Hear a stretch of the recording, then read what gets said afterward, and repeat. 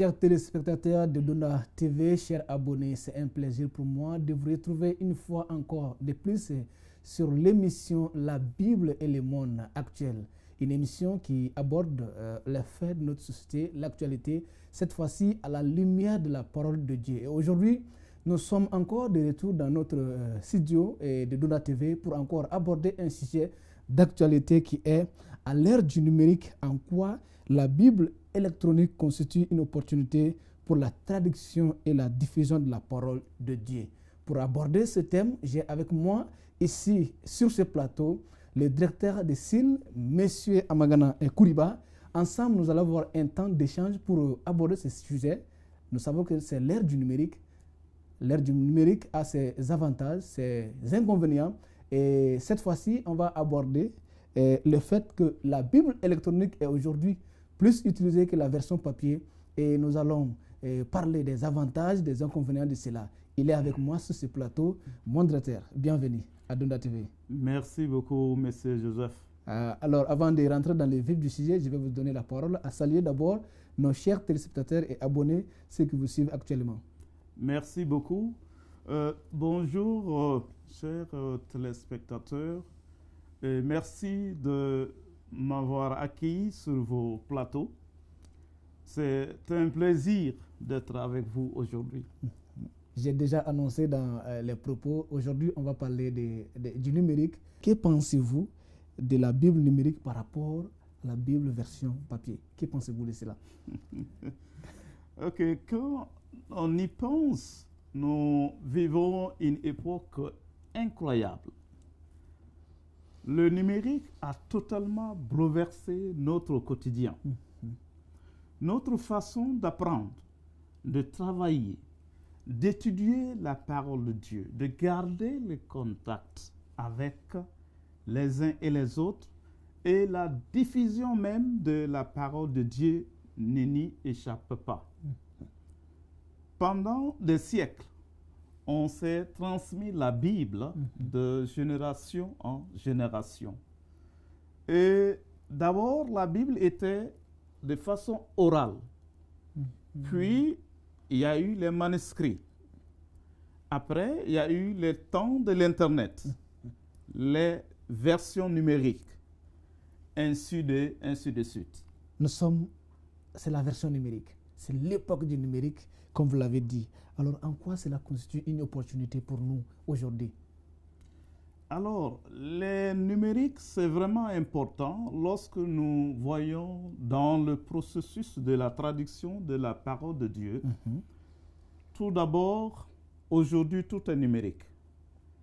Nous commençons d'abord par les versions numériques avec les ordinateurs, et cela est mis à la disposition d'abord d'un petit comité qui essaie de vérifier ce qui s'est fait en numérique, ce que nous appelons un test villageois. Puis maintenant, le même document est remis à quelqu'un qui ne connaît pas la Bible pour qu'il retraduise cela de la langue traduite en français pour permettre aux consultants de mieux comprendre la fidélité effectivement de la Bible. Donc aujourd'hui, les numériques sont vraiment en vogue, surtout au Mali, étant donné que la population est très jeune, alors les numériques sont à jour et les numériques sont utilisés presque partout. Comment nous pouvons mieux profiter de cette opportunité? Merci beaucoup pour cette belle question. Alors, aujourd'hui, nous faisons face à deux choses. D'abord, il y a la Bible en papier et la version numérique. Alors, la Bible en papier et les versions numériques se complètent de façon générale. Alors, pour quelqu'un qui veut avoir une méditation approfondie, peut effectivement utiliser la Bible en papier, se déconnecter du monde, se concentrer sur la parole de Dieu et lire, se laisser transformés par cette parole.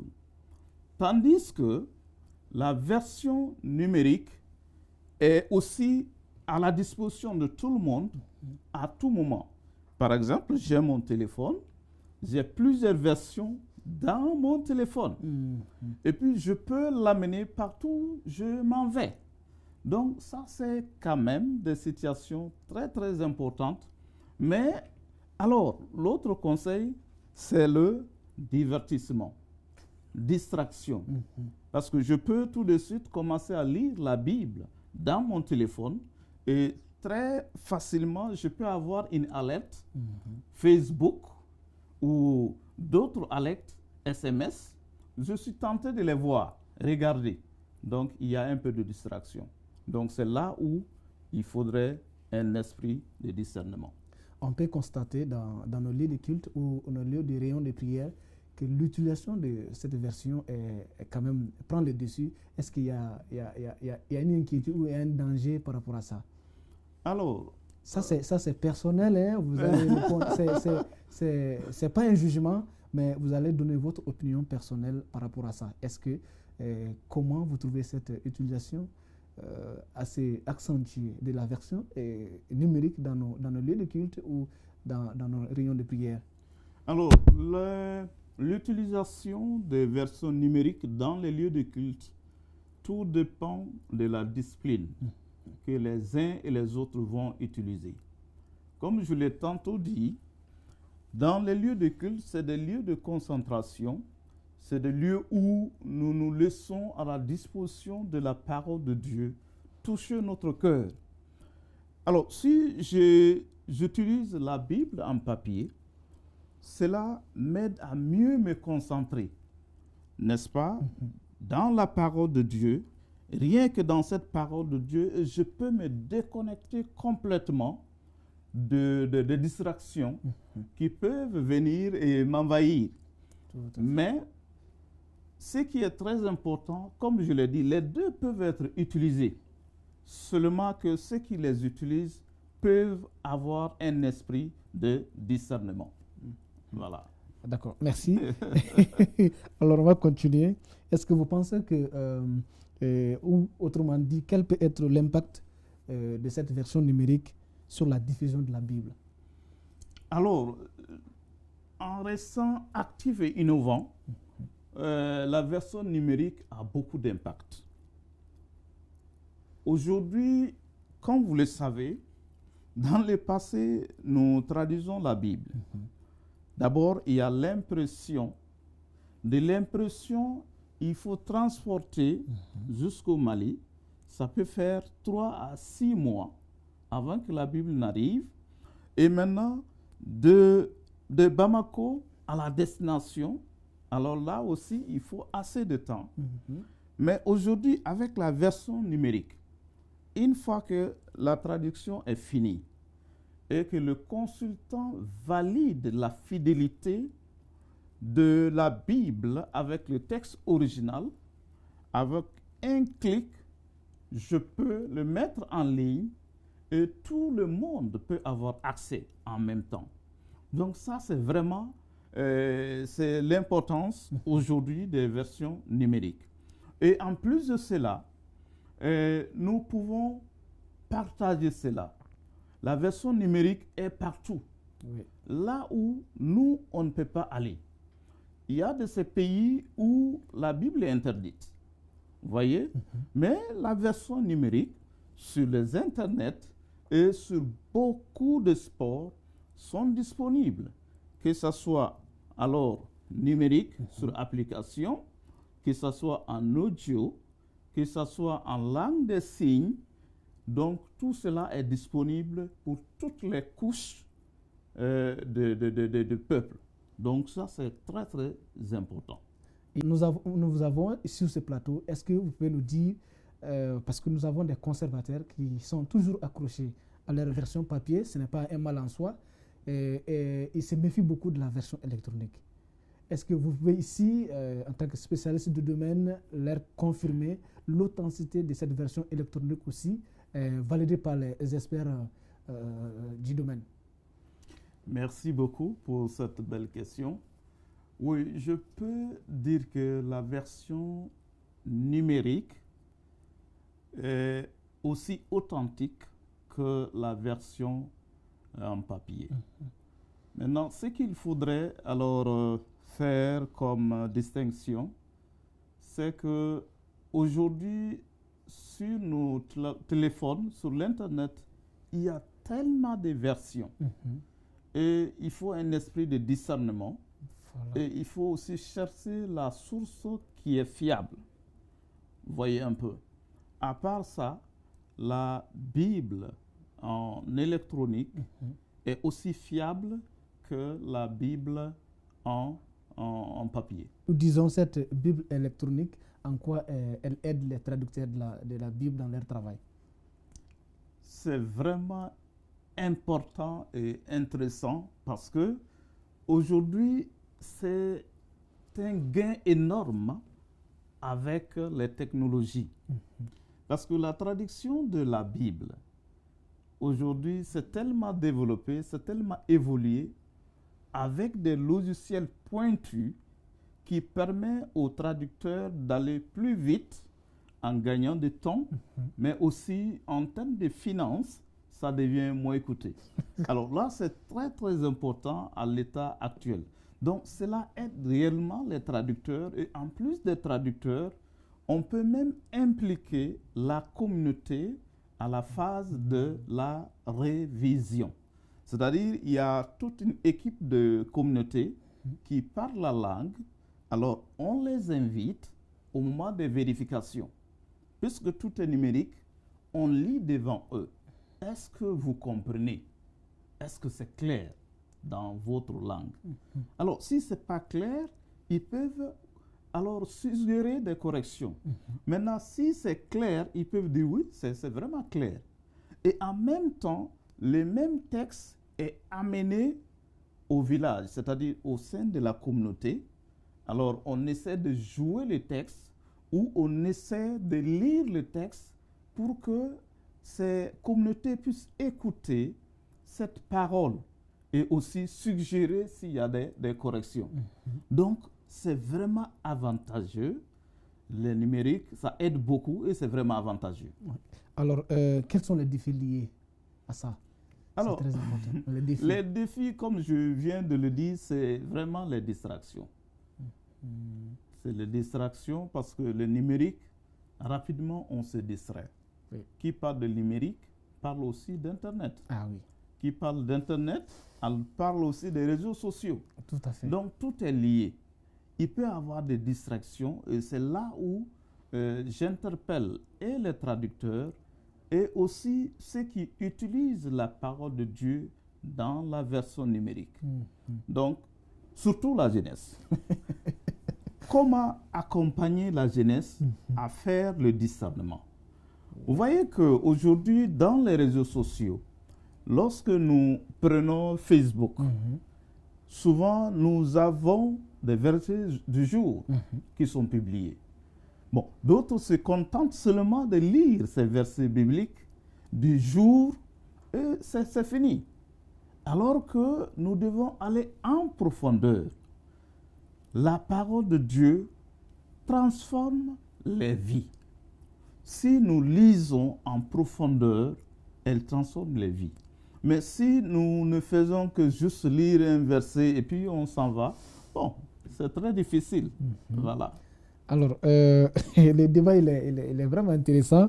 Vous avez déjà répondu à une question que j'allais poser vers la fin, mais on va continuer. Les langues nationales, est-ce qu'elles ont une place dans cette version numérique, les langues nationales? Très intéressant, c'est une belle question. Alors, lorsque vous, par exemple, prenez Sil Mali, notre travail se constitue de développer les langues nationales, surtout les langues minoritaires, et aussi faire l'alphabétisation et faire la traduction de la parole de Dieu. Mettre la parole de Dieu disponible dans les langues de peuple. Chacun dans sa langue, qu'il puisse découvrir Dieu dans sa langue. Donc, c'est ce que nous faisons. Et je peux dire qu'aujourd'hui, au Mali, selon nos recherches, selon nos bases de données, nous avons à peu près 63 langues autochtones parlées en ce moment même au Mali. Alors, nous, en tant que SIL Mali, ce que nous faisons, c'est alors de traduire la parole de Dieu dans toutes ces langues.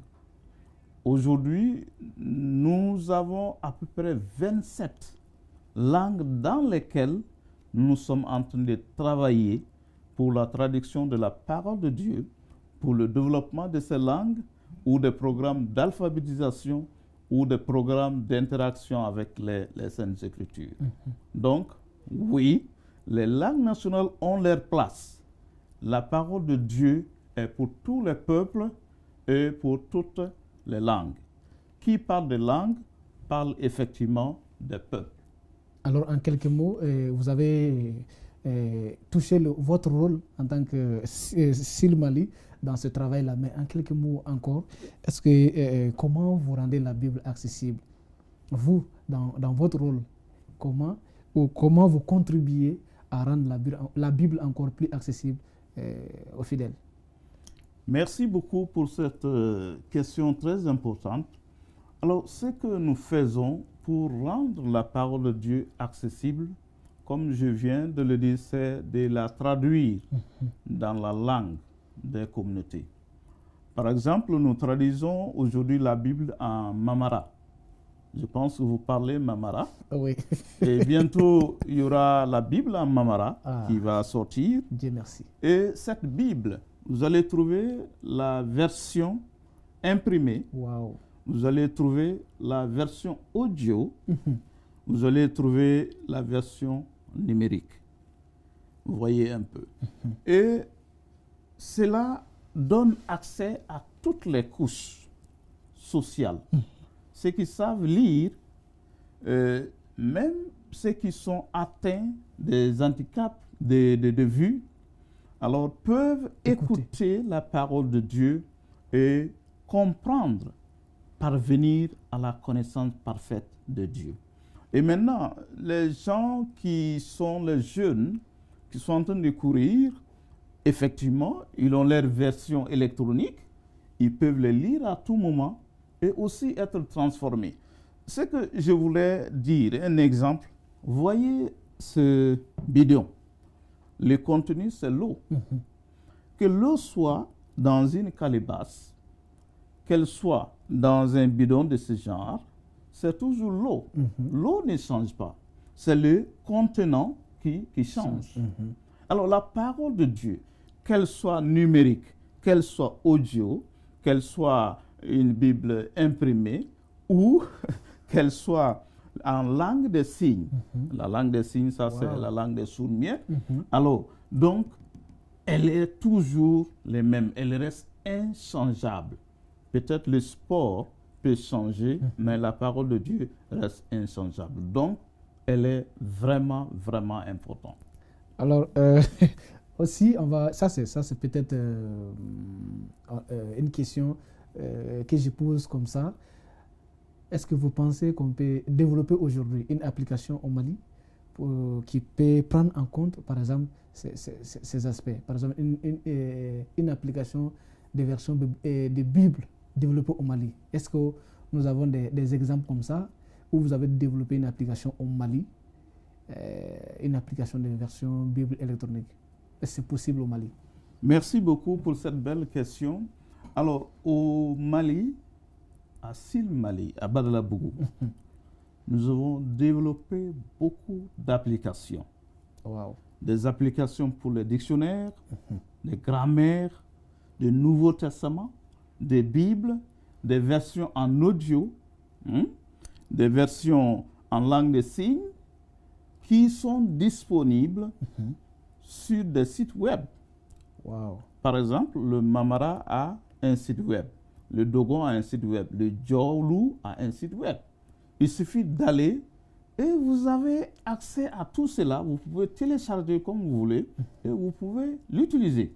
Donc au Mali, non seulement nous traduisons la parole de Dieu, mais nous développons les applications nous développons aussi les claviers.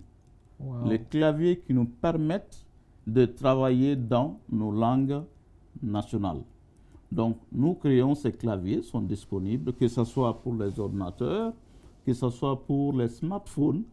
Et tout ça, c'est disponible et ça s'est fait au Mali. Et la plupart de ces applications que vous voyez, c'est créé ici à Ouagadougou, Wow. au niveau de Sine Mali.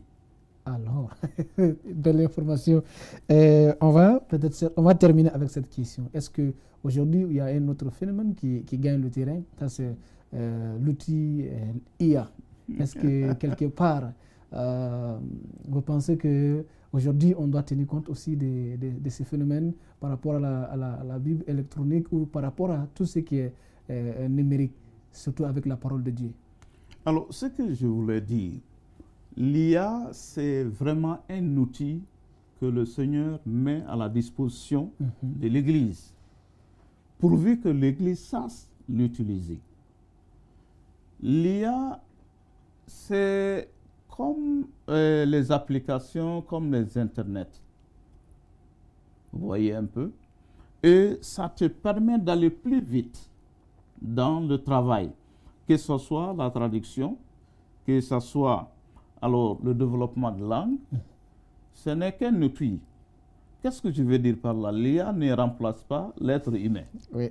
Alors, dans le contexte de la traduction de la Bible, l'être humain est le moteur. Et l'IA n'est qu'un outil qui peut faciliter pour qu'on puisse aller plus vite. Alors, l'exemple concret, c'est quoi? Tout départ, la Bible était manuscrite. La traduction, ça avec des papiers et des crayons. Après, il y a eu les dactylos. Après, il y a eu l'ordinateur. Et maintenant, les logiciels qui sont vraiment disponibles. Et en plus de cela, l'IA vient pour aider à aller encore plus rapidement. Mais là, il faut vraiment un esprit de discernement. Alors, l'IA, c'est juste un outil. L'homme, la Bible est inspirée.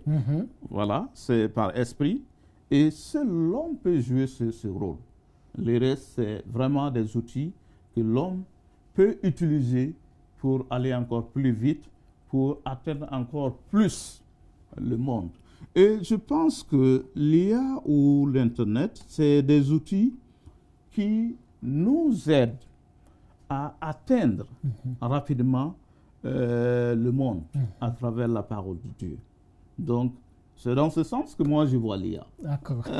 Alors, quelques mots à l'endroit de la jeunesse, surtout, j'ai dit jeunesse pour préciser, parce qu'aujourd'hui c'est notre époque. Alors, quelques mots pour vraiment saisir les opportunités de cette époque. Parmi ces opportunités, nous sommes en train de parler de la Bible électronique. Alors, quel message avez-vous quel message à leur endroit pour leur permettre de saisir cette opportunité et pour mieux connaître la parole et mieux agir selon cette parole-là? Alors, tout d'abord, pour mieux connaître la parole de Dieu, il faut l'étudier. Et toutes les formes sont nécessaires pour l'étude de la parole de Dieu. Que ce soit en numérique, que ce soit la forme en papier, que ce soit la forme audio. Tout cela, c'est vraiment mis à la disposition pour que les uns et les autres puissent interagir avec leur Dieu. Et pour ce qui concerne la jeunesse, oui, aujourd'hui, nous sommes, comme on aime le dire, nous sommes la génération tête baissée. Tout ce qui se passe sur les réseaux sociaux nous intéresse. Les applis nous intéressent. Donc, la version électronique de la Bible nous intéresse. Mais que la jeunesse puisse l'utiliser avec un grand discernement. Et à l'endroit des pasteurs, je pense qu'il est important d'encadrer la jeunesse. Au lieu de les empêcher d'utiliser cette version électronique, comment les encadrer pour qu'ils puissent utiliser ça en un bon escient, pour que Dieu puisse parler directement en eux, que Dieu puisse transformer leur vie, qu'ils parviennent à la connaissance de la gloire de Dieu. Donc pour moi, ça c'est très important. Donc la jeunesse est interpellée aujourd'hui parce qu'avec tout ce qui est disponible sur les réseaux sociaux, les applications, souvent on a un problème de choix. Ouais. On a un problème de choix. Mais ce qui est très important, c'est l'utilisation de la parole de Dieu. Que ce soit la version électronique, l'audio ou la version imprimée. Ou pour ceux qui sont atteints de la sourdité, les malentendants, alors il y a aussi la version en langue des signes. Pour le Mali, c'est le Bololakuma. Bololakuma, la main qui parle. Ah oui, Bololakuma. Bololakuma. Okay. Voilà. Donc, et c'est par la main qu'ils voient et qu'ils comprennent. Okay. Donc, Bololakuma, c'est ça. D'accord. Merci. Nous sommes pratiquement à la fin de cette émission.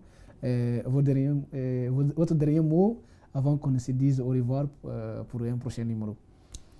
Tout d'abord, je voudrais dire merci à Donda TV. Merci.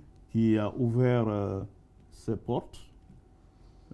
Surtout, j'ai apprécié l'appellation Donda TV. La porte d'entrée.